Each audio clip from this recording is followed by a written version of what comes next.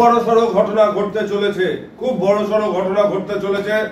দিল থামকে बैठे আমি আপনাদের সেই ঘটনায় নিয়ে যাব পরপর। আমি বিশ্বনাথ আপনাদের সামনে উপস্থিত হয়েছি আরো একবার।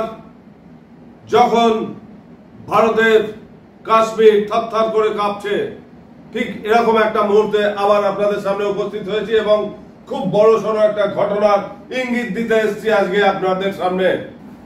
আমি আপনাদের কয়েকটা প্রশ্ন রাখবো সামনে এবং সেই প্রশ্নের উত্তর আপনারা কমেন্টসে জানাবেন। কুপওয়ারায় সন্ত্রাসীদের বাড়ি ভাঙচুর করা হলো। কারা ভাঙলো? ভারতীয় জওয়ানরা। একের পর এক চুক্তি লঙ্ঘন হচ্ছে। সিমলা চুক্তি লঙ্ঘন হলো পাকিস্তানের, সংঘর্ষ বিরতি লঙ্ঘন হলো পাকিস্তানের। বিগত 4 দিন ধরে গোলাবর্ষণ চলছে, গুলিবর্ষণ চলছে বিনা প্ররোচনায় পাকিস্তানি সেনাদের দ্বারা। পাল্টা জবাব দিয়েছে ভারত, তারাও গুলিবর্ষণ করেছে। 14 জন জঙ্গি উগ্রপন্থী মুসলমানের নামের তালিকা প্রকাশ হয়েছে। আমি সর্বপ্রথম যে প্রশ্নটা রাখবো সেটা হচ্ছে, এই যে গোয়েন্দা বাহিনী যারা 14 জনের নামের তালিকা প্রকাশ করলেন, আগে তারা কোথায় ছিলেন? আগে তারা কোথায় ছিলেন? আমি ভারত সরকারকে বলবো যে আপনি যাদের মোটা মোটা অঙ্কের টাকা মাইনা দিচ্ছেন কেন্দ্র সরকার থেকে, সেই সব অপদার্থ ব্যর্থ অফিসার, গোয়েন্দা অফিসাররা কি করছে? নাকে তেল দিয়ে ঘুমায়। আমার দাওয়াই ওদের প্রত্যেককে এনার্জেটিক ইনজেকশন দিন, নিয়মিত এনার্জেটিক ইনজেকশন দিন ওই সব গোয়েন্দা অফিসারদের যারা নাকে তেল দিয়ে ঘুমায়, আর যখন একটা বিস্ফোরণ হয় তখন জেগে ওঠে, বলে আমি কোথায়? ইনজেকশন দিন, ইনজেকশন দিন, এখনো সময় আছে। আমি বারবার দেখছি গোয়েন্দাদের ব্যর্থতার কারণেই আমাদের কখনো দেশ কখনো রাজ্য বিড়ম্বনায় পড়ছে। বহু মানুষ, বিশেষত হিন্দুরা ভীষণ ভাবে আঘাত পাচ্ছে, ভীষণ ভাবে অ্যাটাক হচ্ছে হিন্দুদের উপরে। গোয়েন্দাদের জাগতে বলবো এবং তার জন্য কেন্দ্র সরকারের যা যা ভূমিকা নেওয়ার নিয়ে নিন, এখনই সময় এসেছে। খুব বড়সড় ঘটনা ঘটতে চলেছে। আমি আগেও বলেছি, আবার বললাম, রিপিট করছি আমি। কাশ্মীরের বহু এলাকায় খানা তল্লাশি চলছে, বাড়ি বাড়ি তল্লাশি চলছে উগ্রপন্থীদের ধরবার জন্য। ইতিমধ্যে 10 পাকিস্তানি সন্ত্রাসীর বাড়ি ভাঙচুর করা হয়েছে, ভারতীয় সেনারা করেছে। এটা নিঃসন্দেহে এটা ভালো খবর। পাকিস্তানের হানিফ আব্বাসি, পাকিস্তানের মন্ত্রী হানিফ আব্বাসি দাবি করেছে, এরকম একটা পরিস্থিতিতে দাবি করেছে যে তাদের কাছে নাকি 130টি মিসাইল আছে এবং যার প্রত্যেকটি ভারতের দিকে নাকি তাক করে আছে। আবার একবার বললেন ওগুলো নাকি গোপনে রাখা আছে। কোথায় রাখা আছে মশাই? আসলে এগুলো কি জানেন? ভারতীয় সেনা জওয়ানকে, ভারত সরকারকে ভয় দেখানোর চেষ্টা করা। আর এই ভয় দেখাবার চেষ্টার জন্যই গত 4 দিন ধরে গুলিবর্ষণ করছে। এটা কি জানেন? মরবার আগে জেগে ওঠার চেষ্টা, মরবার আগে জেগে ওঠার চেষ্টা যেটা করছে পাকিস্তান। এখন পাকিস্তানের সেনা, পাকিস্তানের সরকার, ইসলামাবাদ তো থর থর করে কাঁপছে। চারিদিকে তো দেখুন না ওদের দেশে কি আছে, ওদের দেশে কি আছে বলুন, আপনারা তো সবটাই জানেন। এই মুহূর্তে যে খবর পাওয়া গেছে তাতে জানা গেছে পাকিস্তানের 1200-র ওপরে, প্রায় 1300-র কাছাকাছি সেনা জওয়ান রিজাইন দিয়েছে, চাকরিতে রিজাইন দিয়েছে।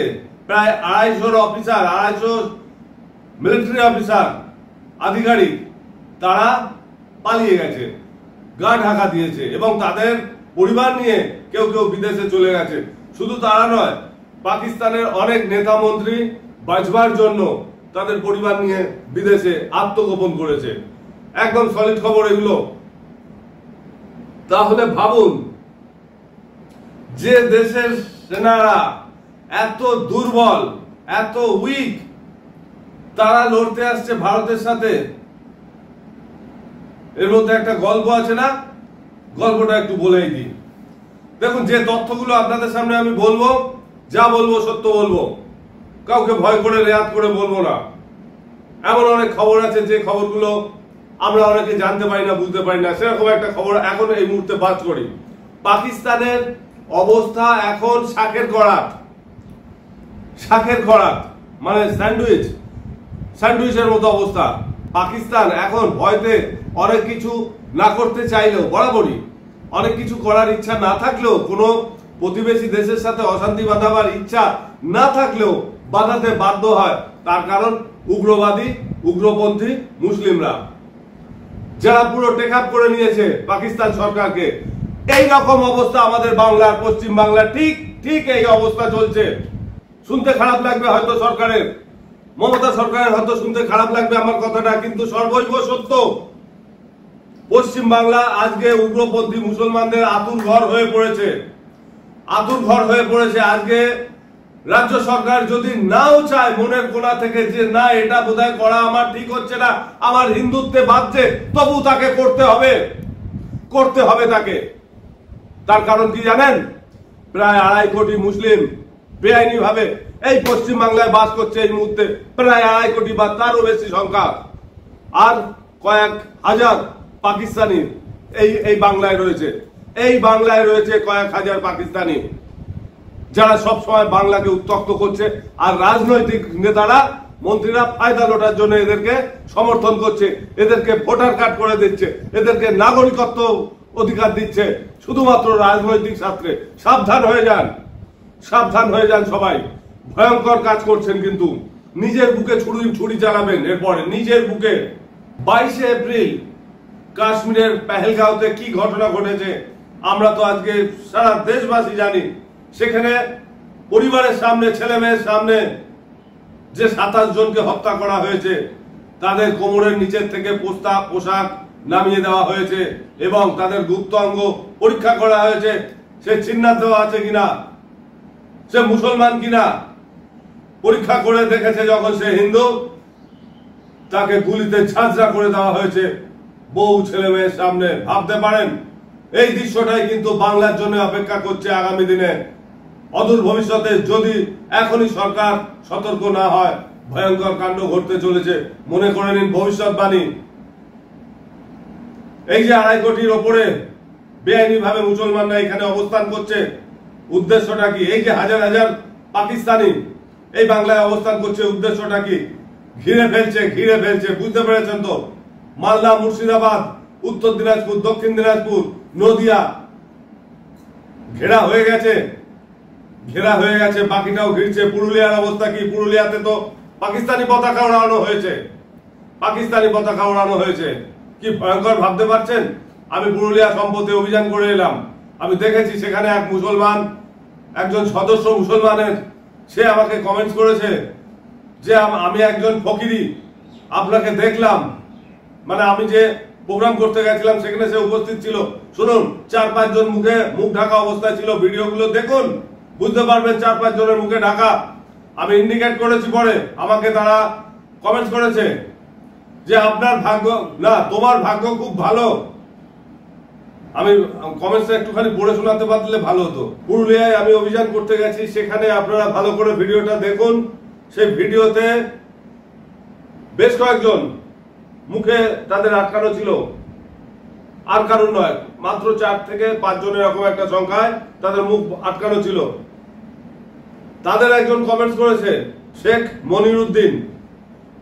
মনিরুদ্দিন কমেন্টস করেছে আমায়, তোমার কথা শুনে আমি নগণ্য ফকির বুঝতে পারছি যে তোমার ভাগ্যটা ভালো, কারণ তোমাকে এখনো আমার মিস্টার ইবলিশের চাস্তো ভাইয়েরা ঝলক মারেনি। ভাবতে পারছেন কথাটা? এরকম আরো কিছু কমেন্টস এসেছিল। পুরুলিয়াতে গিয়ে আমি অনুভব করেছি পুরুলিয়ার অবস্থা কেমন, ভয়ঙ্কর অবস্থা। সেদিন আমি অ্যাটাক হতে পারতাম, কিন্তু বিশেষ কারণে সেটা হয়ে পারেনি। কিন্তু ভাবুন আজকে বাংলার পরিস্থিতি কোথায় দাঁড়িয়েছে। আজকে কাশ্মীর প্রসঙ্গে কথা বলতে গেলেই বাংলাকে টেনে আনতে হচ্ছে। কতখানি লজ্জা বাংলাবাসীর। ভারতের যেখানে মুসলমানদের আগ্রাসন দেখা যাচ্ছে, তার প্রেক্ষিতে একটা কথা শব্দ ব্যবহার করতে গেলেই পশ্চিম বাংলাকে টেনে আনতে হচ্ছে। এই মুহূর্তে ভিসাধারী প্রায় 60 জনের উপরে পাকিস্তানে বসবাস করছে, যাদেরকে টাইম দেওয়া হয়েছিল 48 ঘন্টাতে মধ্যে দেশ ছেড়ে চলে যেতে। কালকে সেই টাইম পার হয়ে গেছে। তারা কি এখনো গেছে? প্রশ্ন তো আমাদের। উত্তরটা কে দেবে? আমি জানি না উত্তর কে দেবে। তবে এর মধ্যে রাজনৈতিক লড়াই কেমন চলছে দেখুন। তৃণমূলের রাজ্য সম্পাদক অভিষেক বন্দ্যোপাধ্যায়, সেও খোলা জলে মাছ ধরতে লেগে পড়েছে। যেখানে হিন্দু চ্যালেঞ্জের মুখে দাঁড়িয়ে পড়েছে, সেখানে একজন হিন্দুর বাচ্চা হয়ে অভিষেক বন্দ্যোপাধ্যায় বলছে কি এই বিষয়টিকে নিয়ে রাজনৈতিক গেম খেলছে। পাকিস্তানের বিরুদ্ধে যুদ্ধ ঘোষণা নাকি রাজনৈতিক গেম প্ল্যান। শুনে নিন তাহলে মিস্টার অভিষেক বন্দ্যোপাধ্যায়, আমি আপনাকে বলছি 3 দিন অপেক্ষা করুন। আজ কত? 29 এপ্রিল। আজ 29 এপ্রিল, 3 দিন অপেক্ষা করুন। দেখতে পারবেন কোনটা রাজনৈতিক গেম আর কোনটা সার্জিক্যাল স্ট্রাইক। হ্যাঁ, আমি এতটা জোর দিয়ে আপনাকে বলছি, প্লিজ এই অবস্থাতে রাজনীতি খেলা খেলবেন না। অনেক তো হয়েছে, অনেক হয়েছে। আপনি নিজের বুকে হাত দিয়ে প্রশ্ন করুন, কতটা যোগ্যতা আছে আপনার? আজকে এত বড় কথা বলতে বাধ্য হচ্ছি আমি। কতটা যোগ্যতা আছে আপনার? আপনি আজ যেখানে দাঁড়িয়ে আছেন, কতটা যোগ্যতা আছে আপনার? উত্তর দেবেন যদি পারেন। খেলবেন না এখন সবাই, এখন রাজনৈতিক যত দল আছেন, যত সংগঠন আছেন, এখন ভারতীয় হিসাবে, হিন্দু হিসাবে, এখন রাজনীতি পরে খেলবেন। রাজনীতি খেলা তো সারা জীবন করবেন, পরে খেলবেন। এখন যুদ্ধ যে পরিস্থিতি দাঁড়িয়েছে, যে আমাদের যে প্রতিনিধিত্ব করতে চাইছে, তাকে সবাই সাহায্য করুন। যেভাবে পারুন, আপনারা নেতা মন্ত্রী আছেন, সাহায্যের হাত বাড়িয়ে দিন। তাকে ক্যাকড়ার মতন খিঁচবেন না। কোন রাজনৈতিক গেম এখন চলবে না। এখন ভারতের 140 কোটি ভারতীয়দের বাঁচাবার জন্য আপনারা যারা নেতা মন্ত্রী আছেন, দলমত নির্বিশেষে এগিয়ে যান। এটা আমি নয়, আমার একা নয়, 140 কোটি ভারতবাসীর কথা। সমঝে যান প্লিজ। আমি এই ক্ষেত্রে আরো একটি কথা বলবো আপনাদের, ভয়ঙ্কর কথা। আমি তো এই লোকটাকে এখনই বলবো জেলে ভরতে, এখনই বলবো। তার কারণ আসামে কি হয়েছে জানেন? আসামের এমএলএ আমিনুল ইসলাম, ওকে গারদে ঢোকানো হয়েছে, অলরেডি ঢুকিয়ে দেওয়া হয়েছে। আমি আরো একজনকে ঢোকাতে বলবো, শঙ্করাচার্য। আমি বলছি, তার কথায় আসছি। তার আগে বলে নি, আসামের এমএলএ আমিনুল ইসলামকে গারদে ঢোকানো হয়েছে এবং ঢুকিয়েছে কে? আসামের মুখ্যমন্ত্রী হেমন্ত বিশ্ব শর্মা। কারণ কাশ্মীর কাণ্ডে বিরূপ মন্তব্য করেছে। আমিনুল কাশ্মীর কাণ্ডে পাকিস্তানের সমর্থন করে ভারতকে ষড়যন্ত্রকারী বলেছে, জেলে ভরেছে। এরকম যারা করছে তাদের জেলে ভরা উচিত। আরো একজনকে আমি বলবো জেলে ভরতে। কে তিনি? আপনারা জেনে নিন কে তিনি। তার মুখটা দেখে, তার পোশাকটা দেখে আপনারা হয়তো মাথা নত করেন এইভাবে। জেনে নিন এই লোকটাকে। বরাবর ভারত সরকারের বিরুদ্ধে গেছে, বরাবর যে কোনো কাণ্ডে ইস্যু করে, রাজনৈতিক নেতাদের মতন।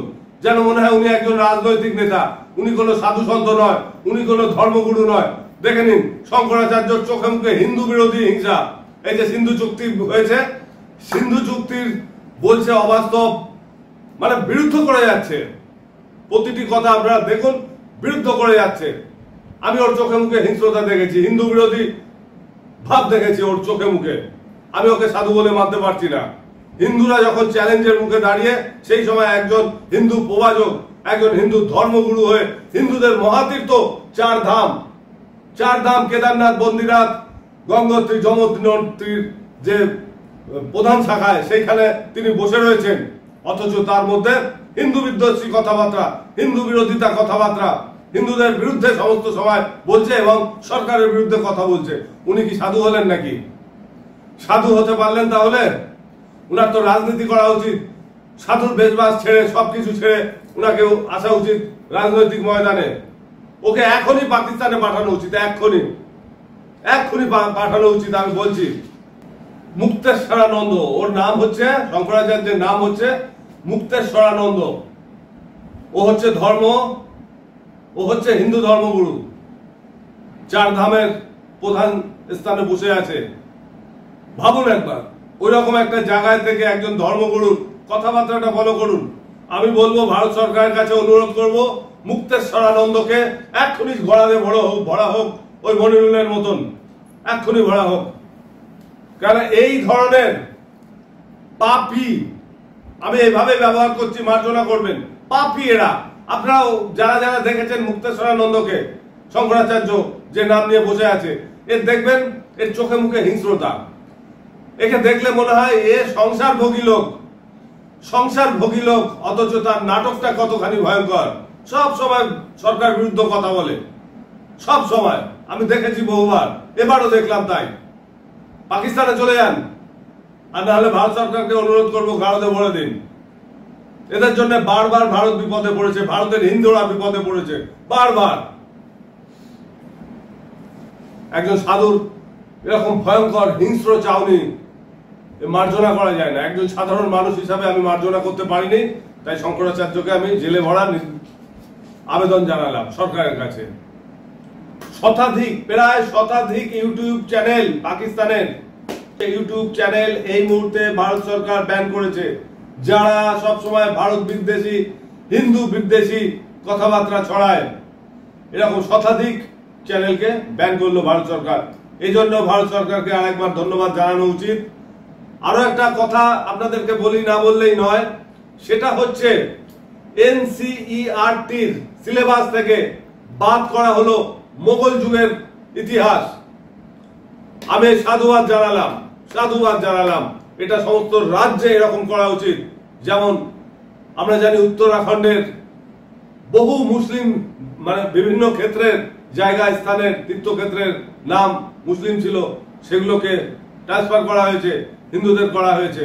এই জন্য একবার উত্তরাখণ্ডের সরকারকে ধন্যবাদ জানাবো। উত্তরাখণ্ডের সরকার খুব ভালো কাজ করেছেন, এটা সবার হওয়া উচিত। বিশেষ করে আমাদের পশ্চিম বাংলায় ভীষণভাবে হওয়া দরকার। এনসিইআরটি সিলেবাস থেকে বাদ গেছে মোগল যুগ, যোগ করা হয়েছে মহাকুম্ভ। সপ্তম শ্রেণী থেকে বাদ গেল মোগল যুগের ইতিহাস। আমি অনেক আগে, আমার যখন বয়স অনেক কম ছিল, আমি তখনই চেয়েছিলাম যে এরকম কিছু হোক, এরকম কিছু দরকার আছে। এটা তো হিন্দুস্থান। আমরা হিন্দুরা বহুত স্যাক্রিফাইস করেছি, বহুত আত্মদান করেছি, বহুত স্বার্থ ত্যাগ করেছি। সময় হয়েছে, আর কতদিন? মুসলমানদের ইতিহাস দেখলে পরে লজ্জা করবে মুসলমানদেরই। শূর্পণখা, তারকাসুরের বংশধর তারা, হিন্দুদেরকে সব সময় মনে করে প্রতিপক্ষ, অথচ হিন্দু মনে করে না একবারও। পাকিস্তানি নেতা মন্ত্রীদের বক্তব্য শুনলে গায়ের রক্ত জ্বলে ওঠে। তাদের নাকি প্রধান শত্রু হিন্দু, ভাবতে পারেন? অথচ সেই হিন্দু ভারতে তাদেরকে কিভাবে জায়গা দিয়েছিল, কিভাবে ঢুকিয়েছিল, কিভাবে তাদের এখানে থাকবার সুযোগ করে দিয়েছিল। চলে যান না পেছনে ইতিহাস, আমি একটা ভিডিওতে বলেছি, পারলে একটু দেখে নেবেন। মুসলমানদের সৃষ্টি রহস্য। পুঞ্চ এবং কুপওয়ারাতে কন্টিনিউ গুলিবর্ষণ চলছে। কুপওয়ারা এবং পুঞ্চে কন্টিনিউ গুলিবর্ষণ চলেছে, এবং এটাই মনে করুন পাকিস্তানি সেনাদের বেঁচে উঠবার মরণ কামড়। ভয় দেখাবার জন্য, জাস্ট ভয় দেখাবার জন্য এগুলো করছে। বুকে ভয় আর মুখে সাহস, এই হচ্ছে পাকিস্তানি মুসলমানদের চরিত্র। বুকে ভয়, মুখে সাহস।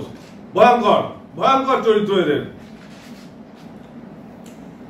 এফবিআই এর প্রধান কাশ প্যাটেল ভারতকে এই মুহূর্তে পূর্ণ সমর্থন জানিয়েছে।